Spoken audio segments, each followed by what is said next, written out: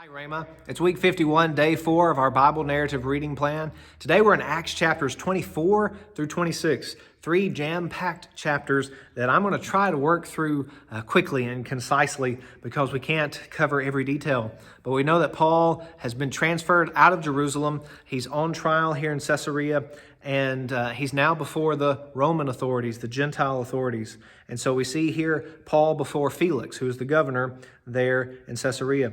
And so the Jewish leaders are showing up, and now it's time for the trial to begin. The high priest Ananias is there. Their spokesperson Tertullus is there, and Tertullus begins to accuse him. You see those accusations. Verse 9 says the Jews join in on this, but then the governor nods to Paul and gives Paul the opportunity to reply. And Paul says, look, I'm not doing anything except obeying the word of God. And he goes through this. He talks about how what the Jews are saying is not true, that Paul is living according to what God has revealed both in the Old Testament and through Jesus Christ. Verse 14, this I confess to you that according to the way, that's what Christianity is known as at that time. And he says, look, the problem, verse 18, is that these Jews from Asia have said false things about me. They ought to be here to make these accusations, Paul says. And if they're not going to be here, at least let these men themselves say what wrongdoing they found when I stood before them and their council that we read about in chapter 23. He says, the only thing that I've done, the reason I'm on trial, is because I told them it is with respect to the resurrection of the dead that I'm on trial before you this day. Paul is saying, look, this is about a fight between the Pharisees and the Sadducees. That's why they're mad at me, and that's why they've put me on trial here. But notice that the governor, Felix, has a rather accurate knowledge of the way. Verse 22, he knows about Christianity. He's not a believer, but he knows what's going on. And Paul is actually preaching to him. And it says, verse 25, that as Paul reasoned about righteousness and self-control and the coming judgment, not necessarily popular topics, Paul is not kissing up to Felix. He's preaching the gospel to Felix, and Felix is alarmed and says, just go away. When I have more time, I'll call you back. And Felix knows that Paul is innocent, but Felix is hoping that Paul will offer him a bribe and he can let him go that way. Of course, it was against the law for the authorities to accept bribes, but they did it all the time. And so Felix is hoping for a bribe, and it says, verse 27, that actually 2 years elapse. And eventually Felix is no longer in authority, and he's replaced by a man named Festus. And chapter 25 tells us as soon as Festus is in power, he goes through Jerusalem. The Jews in Jerusalem try to convince Festus to release Paul back to them as a favor. And he doesn't do that. He says, no, look, he's being kept in Caesarea. I'm on my way there, and I'll hear him there.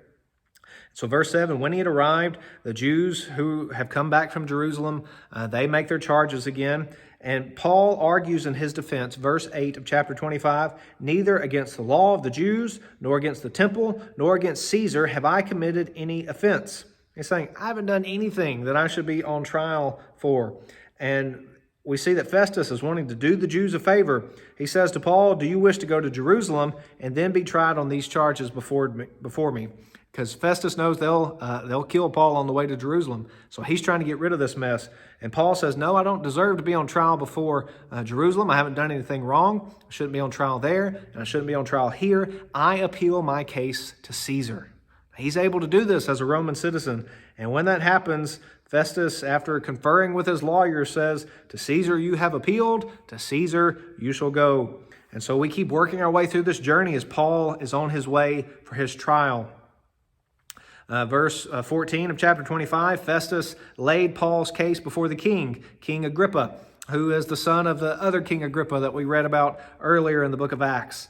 And Festus lays out the case, and we go through all of that. Festus says down in verse 24, I found that this man's done nothing deserving of death. That's what Festus is telling King Agrippa. I can't find that he's done anything wrong.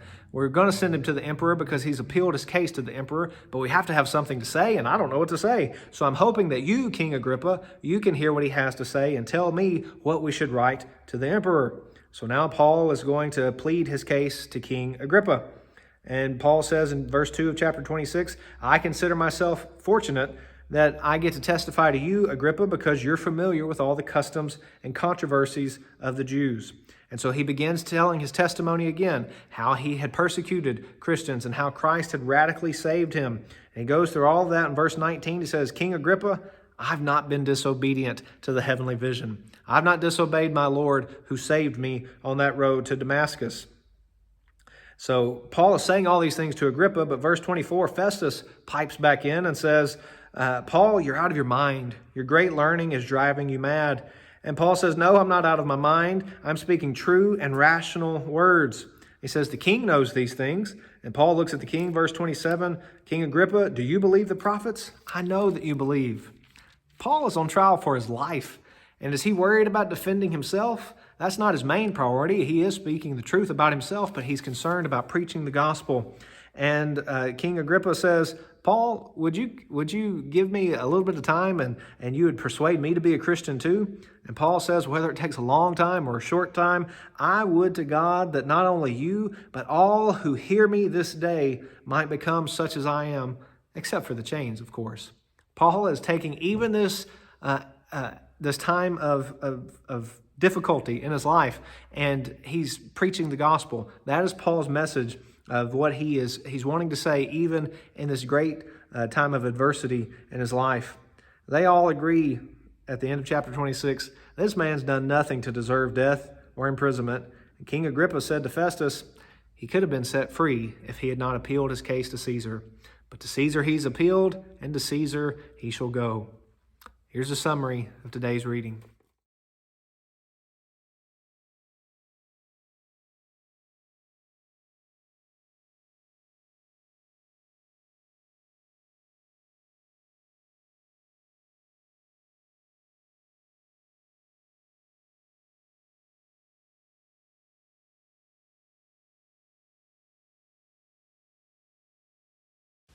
For more information, go to tunemyheart.org.